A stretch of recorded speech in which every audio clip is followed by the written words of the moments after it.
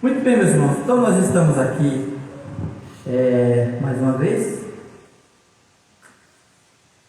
nessa noite, e eu prometi que ia transmitir esta pregação aqui pelo Facebook, né? E eu quero pedir para os irmãos colocarem em pé. Nós vamos fazer uma leitura no livro de Reis, primeiro livro de Reis, né? Mais uma vez quero cumprimentar a todos com a paz do Senhor Jesus Cristo e agradecer pela presença de vocês aqui. Primeiro livro de Reis, no capítulo 18 e versículo 21. Primeiro Reis 18, 21. Então Elias se chegou a todo o povo e disse: até quando cocheareis entre dois pensamentos? Se o Senhor é Deus, segui-o, e se Baal, segui-o. Porém o povo nada lhe respondeu. Somente isso. Não podem tomar seus lugares, pode sentar. Os irmãos sabem que a Bíblia é um livro muito interessante. E conforme você já deve ter visto, muitas dessas passagens bíblicas já foram pregadas e repregadas, e sempre você escuta falar dessas palavras. A gente compreende assim. O que eu entendo? O que eu entendo da Bíblia? A palavra de Deus diz assim, que tudo que antes foi escrito, para o nosso ensino foi escrito. Tudo que se passou no Velho Testamento, tudo que aconteceu no Novo, foi para o nosso ensino, para que a gente aprenda com essas coisas, né? Que a gente possa aprender através das Escrituras. Não é para ficar apenas repetindo essas histórias, né? A pregação não é como se diz assim, uma narração de um fato que você já viu, você está cansado de saber, né? Quantas vezes você já ouviu a pregação de Davi e Golias, né? Então a pessoa vai pregar a respeito daquilo e fica o tempo todo apenas narrando aquela história, mas a gente já sabe disso. O que é que a gente quer aprender com isso, através disso, né? Essa pregação aqui, essa palavra que eu li a respeito de Elias, os irmãos sabem. Elias desafia os profetas de Baal no Monte Carmelo. Só que tem uma coisa: se eu hoje quisesse, eu ou você, por mais fé que nós tivéssemos, por mais inspirado que nós fôssemos, por mais que tivéssemos do Espírito Santo, nós não poderíamos sair lá fora, fazer o que Elias fez, porque aquilo foi uma coisa fantástica, extraordinária, né? Fazer aquilo que Elias fez, de cavar um valo em volta de um altar e derramar água e vir fogo do céu e descer ali. Aquilo tinha um sentido para nós, né? Ninguém vai fazer isso hoje, mas a lição ficou. Então acontece o seguinte, que nesse tempo, quando Elias, eu vou focar minha mensagem, apesar desse fato aqui, né? De Elias e os profetas de Baal, já no final de 3 anos e meio de seca, Deus profetizou através de Elias que haveria 3 anos de seca na terra, de fome, né, em toda a terra. E no final dessa seca, Deus, por misericórdia, mandou que Elias se apresentasse a Acabe, porque Deus ia dar chuva agora, a bênção de Deus vinha, o castigo já tinha passado, agora era a hora de dar a bênção de Deus. E o Senhor chegou então para Acabe e disse assim: Acabe, junta os teus profetas, os 450 profetas de Baal e mais os 400 profetas de Azera, que era uma deusa, né? E leva lá no Monte Carmelo, que eu quero falar com vocês lá. E ele se reuniu lá no Monte Carmelo. Quando Elias chegou ali, ele disse assim: então Elias chegou ao povo, todo Israel Israel, que ele quis dizer, quer dizer, o povo de Israel, as pessoas comuns de Israel, foram aquela multidão para ver o que o Elias ia fazer lá, junto com aqueles 450 profetas de Baal e mais 400 que era sustentado por Jezabel. Eram 850 profetas, falsos profetas e um profeta de Deus. Então ele chega e pergunta para o povo. Então ele chegou ao povo e disse: até quando cocheareis entre dois pensamentos? Se o Senhor é Deus, seguiu; se Baal é Deus, seguiu. Porém o povo se calou. A primeira coisa que eu vejo aqui é o seguinte: por que o povo não falou nada? Quando a gente olha quando você lê essa palavra, dá a impressão de que existe uma dúvida nas pessoas, né? Dá a impressão de assim: vocês não sabem a quem vocês vão servir? Mas não é isso que está acontecendo aqui. Ele diz assim: até quando cocheareis entre dois pensamentos? E o povo diz assim: e por que o povo não respondeu nada? O povo não respondeu nada, irmãos, por quê? Porque eles não sabiam quem era Deus? Por que o povo ficou calado e não disse nada? Era porque eles não sabiam, né? Eles não sabiam que quem era Baal e quem era o Deus de Israel. Todo mundo em Israel sabe quem é o Deus de Israel, o Deus de Abraão, o Deus de Isaac, o Deus de Jacó. Eles sabiam. Os irmãos não podem esquecer que lá no Monte Carmelo estava também o rei Acabe com o seu exército. E o povo calou. Então o povo sabia quem era Deus e sabia quem era Baal.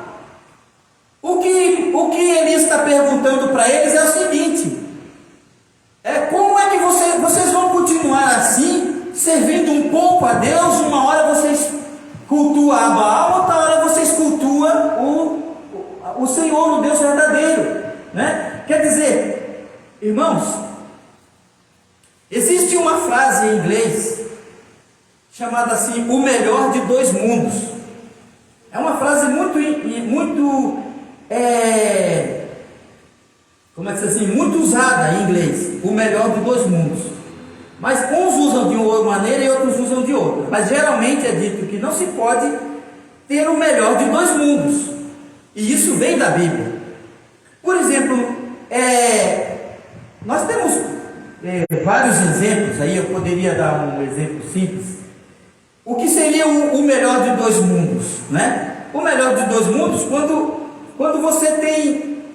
E o que existe nesse mundo é antagônico. Por exemplo, assim, você quer ser uma pessoa feliz, um casamento feliz, um casamento fiel. Então você quer ter um casamento bem fundamentado para ser fiel com sua esposa e ter todas as bênçãos de um casamento, né? E também quer ter a liberdade de sair pelo mundo como se fosse solteiro, entendeu? Com toda a liberdade. Isso é querer o melhor dos dois mundos. Isso não é possível, né? Isso não é possível. Não é possível você, porque ninguém vai aceitar isso. Mulher nenhuma vai aceitar: você é meu marido, está aqui, tá. Então isso é o melhor, seria o melhor de dois mundos. Isso é impossível. O problema, meus irmãos, é que é como fez Balaão. Balaão queria o prêmio que o rei de Moabe queria dar para ele e queria ao mesmo tempo fazer a vontade de Deus, não é? Então chegou o rei de Moabe e dizia assim para ele: amaldiçoa esse povo e eu vou te dar riquezas e honra como tu nunca tivesse. Aí ele vai lá e pergunta a Deus: eu posso amaldiçoar o povo? Deus diz assim: você não pode amaldiçoar esse povo, porque esse povo é bendito, né? Você não pode amaldiçoar. Então ele vai lá meio triste e diz: olha, eu não posso amaldiçoar o povo, porque o povo é bendito do Senhor. Deus não me deixa abençoar. E o homem vai e dobra como é que se diz assim? O prêmio, né? Não, mas eu vou te dar mais coisas. Ele diz assim: então espera mais um pouco, eu vou perguntar de novo. Porque ele não quer deixar, ele não quer largar a mão, né, do prêmio. Vou falar adiante o que é o prêmio de Balaão. Ele insistiu com Deus porque ele queria ficar com o prêmio Ele queria que Deus deixasse ele amaldiçoar, mas queria o consentimento de Deus. Isso é querer o melhor de dois mundos. Por que aquele povo ficou calado? Quando Elias disse assim: até quando vocês vão ficar assim? Acendem uma vela para Deus e uma vela para o diabo. Ninguém pode beber o cálice do Senhor e o cálice do demônio. Ninguém pode participar das mesas do Senhor e da mesa dos demônios. Acontece que o povo de Israel sabia o que era o culto a Baal e sabia o que era o culto a Deus. E eles continuavam de alguma forma cultuando a Deus, a Jeová, o Deus de Israel, e também cultuavam a Baal. Porque com a consciência deles, eles diziam: nós temos que ser fiel ao nosso Deus, ao Deus Jeová, ao Deus do céu, ao Senhor Deus de Abraão. Então, na consciência deles, eles não podiam abandonar o culto a Deus, mas o medo deles fazia com que eles aceitassem a religião do rei, de Acabe e de Jezabel. Irmãos, Acabe tinha 450 profetas a serviço dele, para profetizar o que ele quisesse. Se ele queria ir na guerra, ele perguntava para aqueles profetas. Se ele queria fazer alguma coisa, os profetas estavam ali para dar todo o apoio a ele. Vai que o Senhor é contigo. E Jezabel tinha também 400 profetas que ela sustentava.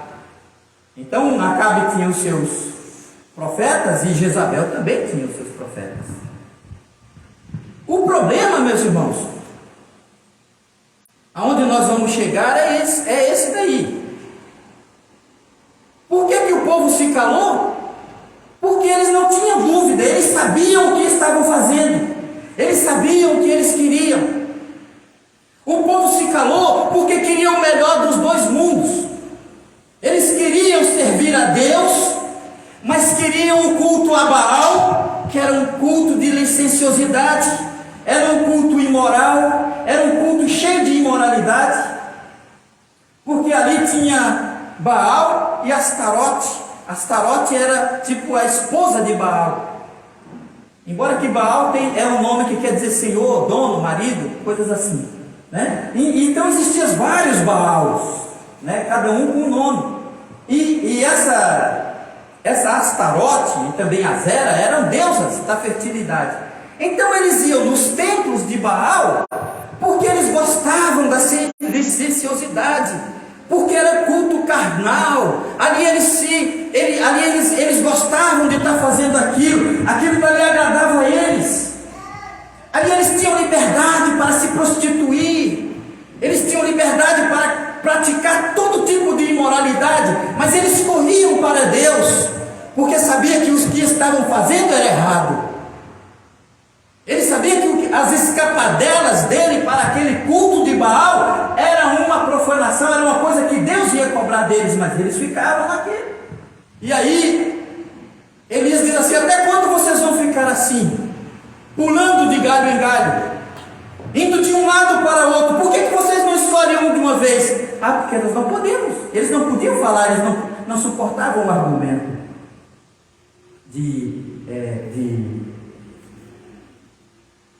eles não suportavam o argumento de Elias. E agora, trazendo isso para os nossos dias, a Bíblia fala que os homens entraram pelo caminho de Caim, pelo prêmio de Balaão e pela contradição de Coré. O que vemos hoje é a mesma coisa. Eu não sei, meus irmãos, o que existe com as pessoas, que elas parecem assim, torcedores no futebol. Eu fico imaginando Elias, um homem de Deus, um profeta de Deus. Ele disse assim: só eu fiquei, né? Os profetas de Baal são 450 e só eu fiquei, e o povo apenas assistia aquilo, não tomava partido, só querendo saber como é que aquilo ia acabar. Mas o povo já estava sendo punido pelo que estava fazendo. quantas mães enlutadas, quantos pais enlutados, quantos deles ali estavam despedaçados por terem perdido pai, mãe, irmão, porque a fome mata. Em 3 anos e meio de fome, morreram animais, morreram crianças, morreram tudo, porque não tinham, a fome era extrema. 3 anos de seca, irmãos. Nem hoje, com toda a tecnologia que nós temos, se uma nação, um país ou um estado fica 3 anos sem chover, imagina a dificuldade que é. E naquele tempo onde a agricultura era uma coisa, né? Não era industrial que nem hoje, né? Que as máquinas e junta tantas coisas. Não tinha comida e eles simplesmente morriam de fome. O povo já estava sendo castigado. Mas o objetivo de Elias em convocar aquela reunião era desmascarar os profetas, desmascarar os falsos profetas para poder puni-los, porque a Bíblia dizia, a lei de Deus dizia que o profeta, falso profeta que se levantasse dentro de Israel deveria ser morto, apedrejado, deveria ser morto, eles tinham que matar. Mas irmãos, quem morreram foram os profetas de Deus, perseguidos e mortos e escondidos, e não tinha mais. Então, quando os profetas de Deus começaram a matar, então os falsos profetas começaram a proliferar, né? Como baratas. Então tinha um profeta verdadeiro e 850 falsos profetas. Era muito falso profeta. Deus precisava trazer um juízo sobre essa nação. Deus precisava trazer um castigo sobre este povo que deixou que se multiplicar o engano, se multiplicar a mentira, e por aí vai. Quando eu digo para os irmãos que a igreja acabou, é por causa disso. Tem muita gente aí lutando, né? Lutando pelo bem, lutando pela igreja, lutando pelo que é direito, lutando pelo que é correto, mas as pessoas não se envolvem nisso. Eu tenho certeza absoluta que eles não vão para o ministério onde se prega a palavra de Deus, eles não vão no ministério sério, porque são cúmplices no erro que é cometido ali, porque eles estão esperando uma brechinha, porque eles gostam de ver as igrejas transformadas em teatros. Eles gostam de assistir teatros, eles gostam da licenciosidade, eles gostam da escuridão, eles gostam de ver aquilo como se fosse uma discoteca. Eles estão acostumados a um culto carnal, eles dizem assim e ficam falando mal. Interessante é que não importa o quanto você mostre o erro dessas pessoas, não importa o quanto você clame contra o erro desses homens que entraram pelo caminho de Balaão, amando o prêmio da injustiça e transformando a igreja de Deus num antro de iniquidade. Aí eles não vão, eles dizem assim: não, nós queremos ficar aqui, sabe por quê? Porque a gente gosta de dançar, porque a gente gosta de pular, porque a gente gosta de entrar no escuro. A gente gosta dessa sensualidade. Esse culto carnal agrada a eles. O culto carnal que é feito nessas igrejas agrada essas pessoas, e por isso eles acham: não, eu não vou sair daqui, quem sabe amanhã melhora um pouco. E com a consciência deles, eles ficam naquele fingimento de que são crentes, naquele fingimento que tem temor de Deus no seu coração, mas as suas almas estão corrompidas pelo pecado, estão atolados, presos, acorrentados pelo pecado, pelo erro e pelo mal. São pessoas que estão, meus irmãos, acorrentadas de pé e mão. Por isso eles emudeceram quando Elias disse assim: até quando vocês vão ficar pulando de galho em galho, servindo um pouquinho a Deus e outro pouquinho ao diabo? Porque igreja é um lugar santo.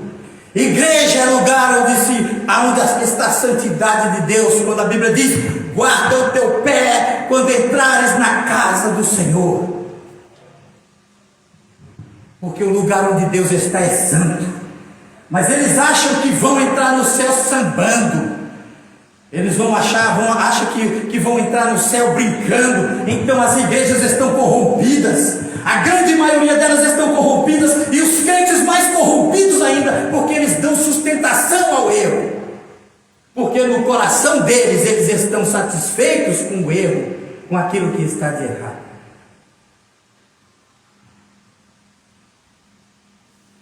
E por isso Elias pergunta: até quando vocês vão ficar assim? E aí ele faz esse desafio. Interessante, olha só como era o culto de Baal. Eles se retalhavam. E não se mistura as coisas. Não se pode ter o melhor de dois mundos. A gente não pode ter o céu e o mundo aqui na terra. Não se pode servir a dois senhores, não é assim que a Bíblia diz? Não se pode servir a Deus e a Baal. Não se pode servir a Deus e a Mamon. Nós não podemos ser amigos do mundo e amigos de Deus, porque quando nós ficamos amigos de um dos dois, tornamos inimigos do outro. Quem quer ser amigo do mundo é inimigo de Deus, mas o amigo de Deus é inimigo do homem. Combate o mundo, combate a Satanás, combate a carne, como Elias combateu. E é impressionante como aquele povo ficava ali só observando e não fazia nada. Mas cada um paga pelos seus erros, cada um paga pelos seus pecados. E aí Elias diz assim: até quando vocês vão ficar nessa vida aí? Até quando vocês vão ficar aí sabendo que está errado? Não, mas é porque aqui está bem. Está bem, mas ficam, quer dizer, não fazem nenhuma coisa nem outra. Eu não gosto, meus irmãos, de olhar muito a internet. Eu não olho muito. Quando eu posto um vídeo ou quando eu prego alguma coisa, eu fico olhando ali para ver, acompanhando a evolução daquilo. Mas fora disso, eu não mexo muito com isso. Porque quando você está fazendo as coisas, as pessoas estão tudo ali aplaudindo. Vai lá, isso mesmo, desce a lenha, tal. Quando a pessoa pede uma ajuda para eles, todo mundo cai fora. Ninguém quer saber, deixa a pessoa sozinha. Que tipo de luta é essa desse povo? Não é? E Elias queria isso aí, desmascarar os profetas e mostrar que o povo estava sendo punido pela própria apostasia deles. Eu não me importo, sabe? Eu não tenho essa preocupação de converter ninguém, de converter as pessoas. Porque existe uma coisa, Elias diz assim: Senhor, quando eles começaram a botar fogo lá Elias diz assim: ó, nós vamos fazer um sacrifício, mas nós não vamos colocar fogo. Porque ele queria desmascarar os profetas diante do povo. O povo sabia, mas podia ainda estar achando que tem o Deus Baal, né? Não é assim, meus irmãos. As pessoas não vêm para a igreja com peças de roupa, com fotografia, enchem as igrejas em busca das bênçãos.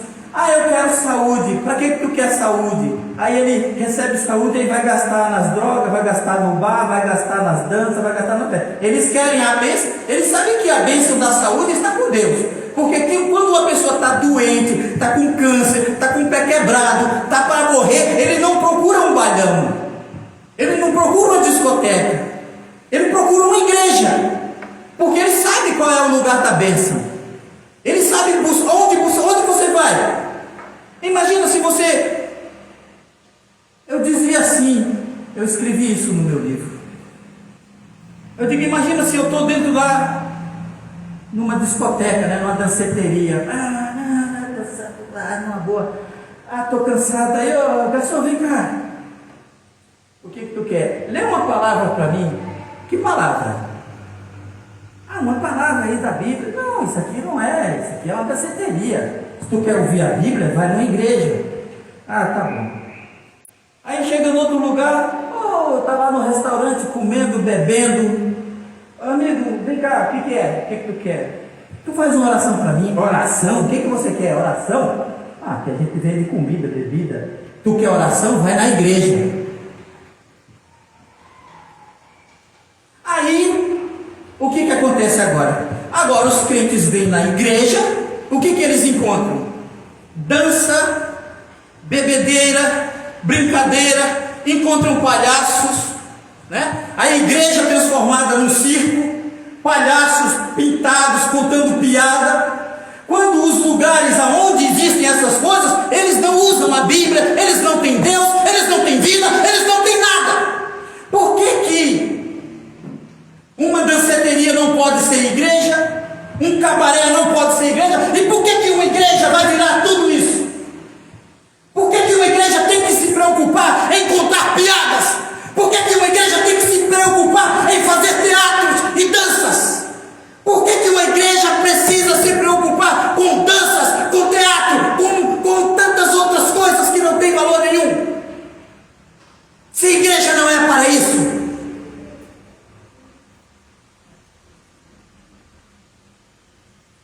Estão perdidos, escravizados pelo pecado, escravizados pelo erro, pelo mal. E aí,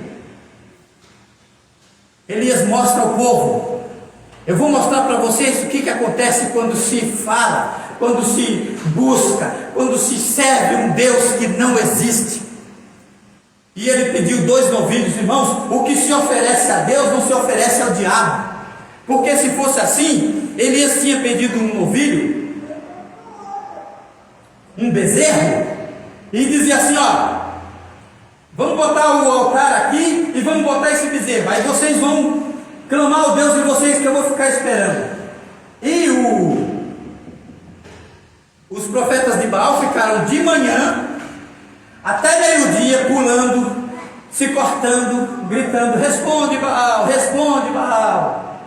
E a Bíblia diz: e não ouvia vozes, não tinha nada, não se ouvia ninguém. E aí Elias começou a zombar deles, né? Quem sabe ele está dormindo. Você está clamando por um Deus que não existe. Por isso ele não vai responder, ele não existe. E aí, quando chegou de tardezinha, já quase anoitecendo, imagina a situação desses profetas. Tudo ensanguentado, tudo retalhado, tudo recortado. Devia ser uma cena terrível, né? Aí Elias podia dizer o quê? Bom, agora é minha vez. Não, esse altar está profanado. Esse altar foi erigido ao demônio. E ele foi erguer um outro altar, pegou uma outra novilha, porque por isso que ele pediu 2. Porque ele não ia oferecer a Deus uma coisa imunda, uma coisa contaminada. Ele não ia oferecer a Deus pão imundo, como muitas igrejas oferecem coisas imundas em cima do altar de Deus, enganando as pessoas, iludindo elas, para que elas se acostumem. Porque uma coisa é você encontrar um pecador e dizer assim para ele: arrepende-te dos teus pecados, que Deus vai te abençoar. Outra coisa é você chegar e dizer assim: Jesus te ama. Você pode ficar: bom, eu era um bêbado, um drogado, uma pessoa toda errada, já estava feliz da vida. Agora que Jesus me ama, eu vou ficar mais errado ainda, porque agora eu tenho o mundo e tenho a bênção de Deus na minha vida. As pessoas se tornam ainda mais ímpias, mais pecadoras, mais dignas do inferno do que as pessoas que criam esse tipo de coisa. Não é assim que a Bíblia diz? Ai de vós, fariseus e escribas, que rodeais o céu e a terra para fazer um discípulo, e depois de o ter desfeito, o fazeis 2 vezes mais filhos do inferno do que vós. Porque pelo menos você tem consciência e não faz. Mas agora a pessoa que antes andava no pecado, agora vai andar no pecado acreditando que Deus está com ele, porque ele está dentro de uma igreja onde pode fazer tudo o que quiser. Aí é bom, né? Isso é ter o melhor dos 2 mundos. Soltar a franga nesse mundo, fazer e acontecer. descer e depois ir para o céu e entrar lá sambando ainda. Só que eu tenho uma notícia ruim, péssima para essas pessoas. Elias diz assim: Senhor, quando chega a hora dele orar, ele diz assim: Senhor, responde-me agora, para que esse povo saiba que só Tu és Deus, que Tu existes, e que Tu fizesse tornar o coração deles. Quer dizer, e que Tu, Senhor, fizesse com que eles apostatassem, que eles se tornassem apóstatas. Você acredita nisso? A Bíblia não tem contradição, tá? A Bíblia não tem contradição. Mas eu vou dizer para você, como com Deus ninguém brinca. Deus que nos fez e se comunica com cada célula do nosso corpo, Ele sabe como tratar conosco, nós não enganamos Ele. Então a Bíblia não se contradiz. Então lá no livro de Romanos nós encontramos o seguinte: que quando Deus mandou Moisés no Egito buscar o povo, Ele disse assim: vai lá, Moisés, e diz a Faraó que deixa o meu povo ir. Mas eu sei que Faraó não vai deixar vocês ir. Então o Faraó chegou lá e se endureceu. A Bíblia diz que Faraó se endureceu contra o Senhor. Uma ou duas vezes diz isso. Depois a Bíblia, Deus diz assim: e eu endurecerei o coração de Faraó, e ele não vai deixar. Como é que a gente, afinal de contas, quem foi que endureceu? Foi Deus que endureceu o coração do Faraó, ou foi Faraó que se endureceu contra Deus? Não existe contradição nenhuma, é as duas coisas. Eu vou dizer para você o que aconteceu. Deus diz assim: deu toda a liberdade, Faraó, deixa meu povo ir. Quem é Deus? Eu sou Faraó, eu sou o rei do Egito, eu sou o Deus do Egito. Não sei quem é o Deus de vocês, não vou deixar ir. Faraó, deixa meu povo ir. Eu estou te ordenando, deixa meu povo ir. Não vou deixar, se endureceu. Aí Deus assim: agora eu vou enviar as pragas. Aí começou. Era praga de gafanhoto, praga de fome, granizo. Faraó se apavorou. Era praga de ratos, né? Pulga. Quando o Faraó estava arrasado, ele disse assim: agora eu vou deixar o povo ir. Deus disse assim: agora não. Agora quem não quer sou eu. Você não vai deixar. E Deus endureceu e disse assim: agora quem quer sou eu. Você não vai. Eu vou derramar 10 pragas. Todas as minhas pragas até que você seja destruído. Para que você saiba que eu sou Deus. Porque quando as pessoas se sentem no direito de afrontar a Deus, quando as pessoas se acham no direito de negar a Deus, de afrontá-lo, e pensam que Ele não tem o poder de fazer isso, Ele tem. Ele chama, não quer vir, agora eu quero, agora você não vai mais, porque agora não é quando você quer, nem a hora que você quer, é quando Deus quer.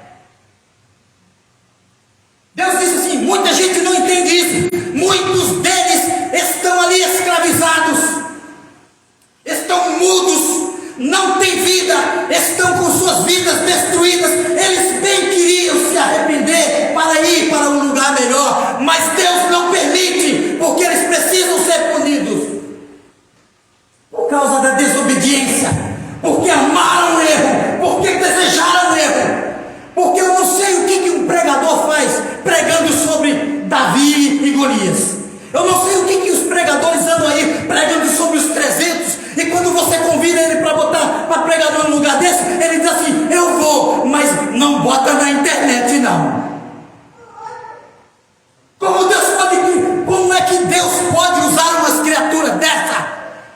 Se a Bíblia diz que nós não temos por preciosa nem a nossa vida, mas eles acham que fazendo a vontade do homem, eles podem negar a Deus. Como faziam os fariseus, acreditavam que Jesus é o Filho de Deus, mas negavam Ele para não serem expulsos das sinagogas, porque eles amavam mais a glória do mundo do que a glória de Deus. Os irmãos estão vendo que coisa séria? Eles amavam mais a glória do mundo do que a glória de Deus. Então, eu sei que Jesus é o Filho de Deus, mas se eu disser que Ele é o Filho de Deus, eu vou ser expulso da sinagoga. Eu diria a esses pregadores de domingo eles parem de ser hipócritas, parem de pregar a respeito dos 300, porque são covardes, parem de pregar a respeito de Gideão e de outros homens ali, porque um homem que não tem coragem de enfrentar os erros da sua própria igreja não está apto para ser usado por Deus, como foi Elias e como foi outros profetas. A Bíblia diz que nós não devemos ter por precioso nem a nossa própria vida, mas eles acham que a posição, o status dele dentro de uma instituição corrupta, falida, quebrada, é mais importante do que aceitar a palavra de Deus e pregá-la como ela deve ser pregada.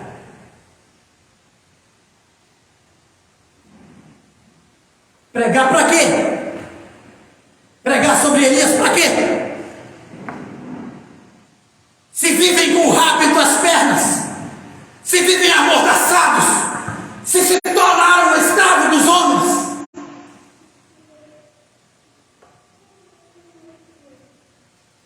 Os irmãos não estranham a minha maneira de falar, que essa mensagem está sendo gravada. Não estou falando só para vocês. Vocês são abençoados de Deus, privilegiados do Senhor. O caminho que a gente está caminhando é estreito e a porta é apertada. Largo e espaçoso é o caminho da perdição. Ah, meus irmãos, olha, você sabe que cada um de nós tem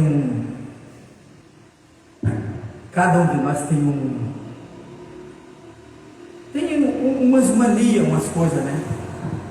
Eu me sinto muito angustiado quando eu tenho que sair de madrugada, tipo assim, 4h30, 5 horas da tarde, que eu tenho que me acordar para viajar ou para sair para lá. Eu me sinto muito angustiado, eu fico olhando o mundo, eu fico pensando, meu Deus, o que será desta humanidade sem Deus? O que será desse povo sem Deus?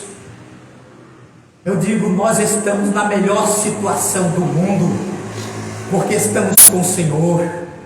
Eu digo, meu Deus, eu quero brilhar para sempre e eternamente como as estrelas. As estrelas se apagarão um dia, mas eu brilharei eternamente na presença do meu Criador, porque Ele me prometeu a vida eterna e não há nada neste mundo que valha mais do que isso.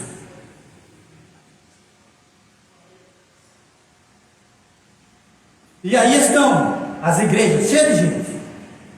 Não queira parar numa esquina. Eu digo, viu, meu irmão, não vou mencionar teu nome. Pare para conversar 5 minutos com uma pessoa dessa.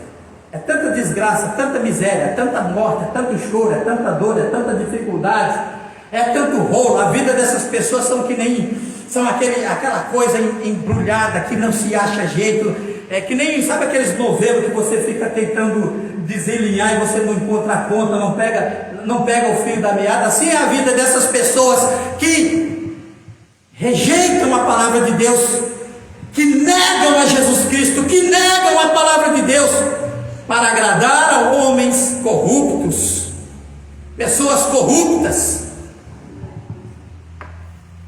atrás de títulos que não valem nada, atrás de posição que não vale nada. Eu estou na Assembleia de Deus há 40 anos e já vi assim, quando chega no final do ano, mês de novembro, os encarregados estão tudo com o coração na mão.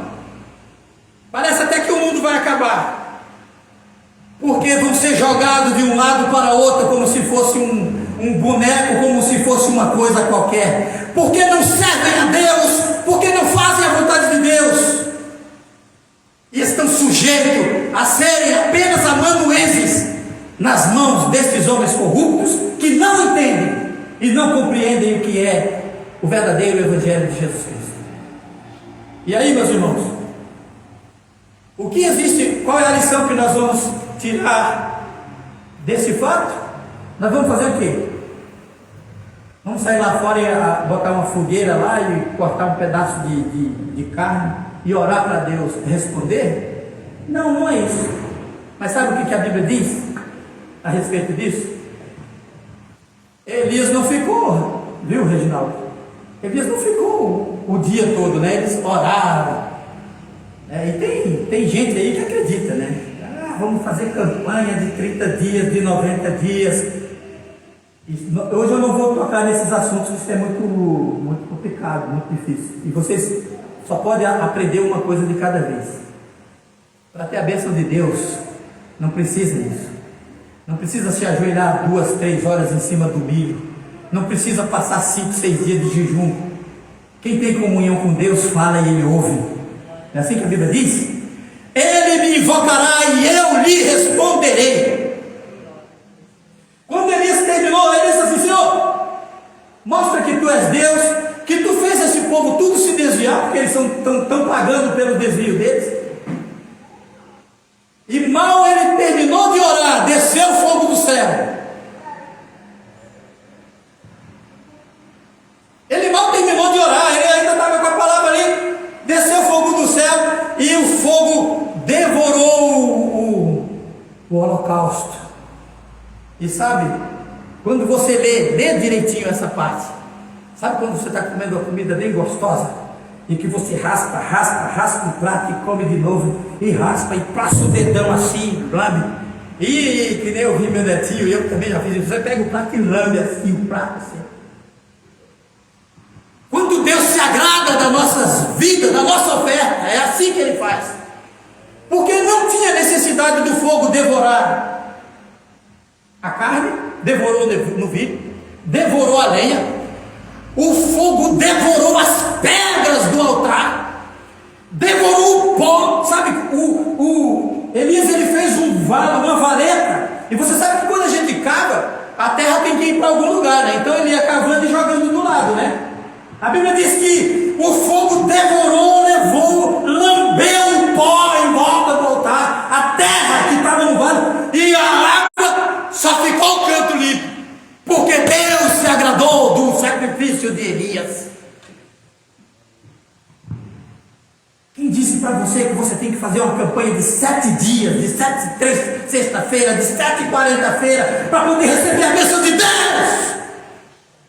Quem disse isso para você? A Bíblia diz: a palavra ainda estará na sua boca e eu direi: eis-me aqui.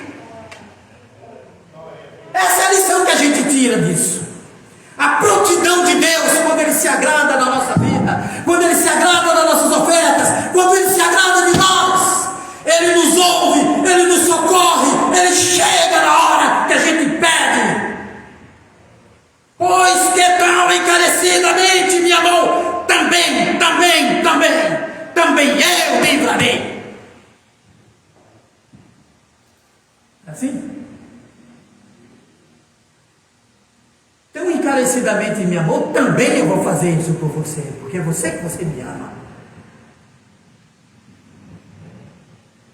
Não sou contra quem passa não sei quanta sexta-feira fazendo isso, fazendo aquilo, mas eu digo para você, a tua bênção está mais perto do que você imagina.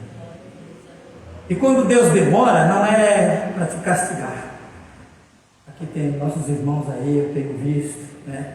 Mas fiéis a Deus, homens que às vezes eles não entendem, né? Ah, mas por que fulano tem e eu não tenho? Você sabe por quê? A Bíblia diz que no tempo de Elias, ou de o outro, o que era depois de Elias? Eliseu. No tempo de Eliseu havia muitas viúvas, muitos leprosos em Israel, mas nenhum foi curado. Veio um homem lá de distante, né? Nenhum foi curado. Você vê que Deus não deixa de agir.